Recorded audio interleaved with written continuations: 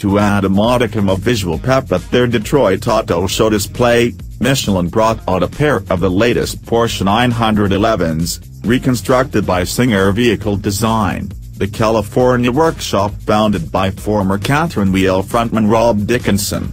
If pressed, you might find one C&D staffer willing to admit that a Singer-built car is the most gratifying automobile he's ever driven. It's the rare sort of machine that cashes the checks that its aesthetics implicitly promise. The rest of us are just as happy to stare and drool at Dickinson's interpretation of Butsy Porsche's vision. Singer emptied its full bag of tricks into the 964-based cars, including Ed Pink-built 4.0-liter flat sixes and full all-in suspension setups.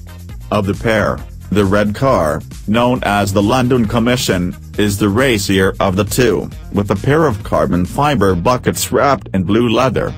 Regrettably, since the car was suspended above the floor, we didn't get a great look at the interior.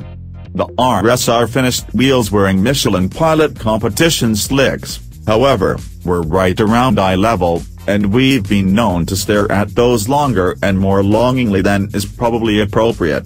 The blue car's interior is what we might deem rad-on-rad, had we a propensity to deem stuff rad-on-rad.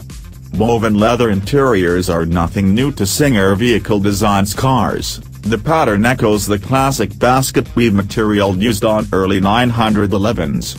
But lately, they've opted to amp it up a notch, making use of colored strips to create patterns. The multicolor 8-bit houndstooth effect is startling, sharp-looking, and totally appropriate to the car. Dubbed the Monaco Commission, the blue machine wears Pilot Sport PS2 rubber, and only the driver's seat is a track-oriented carbon fiber shell. The passenger luxuriates in a 4-way adjustable power seat.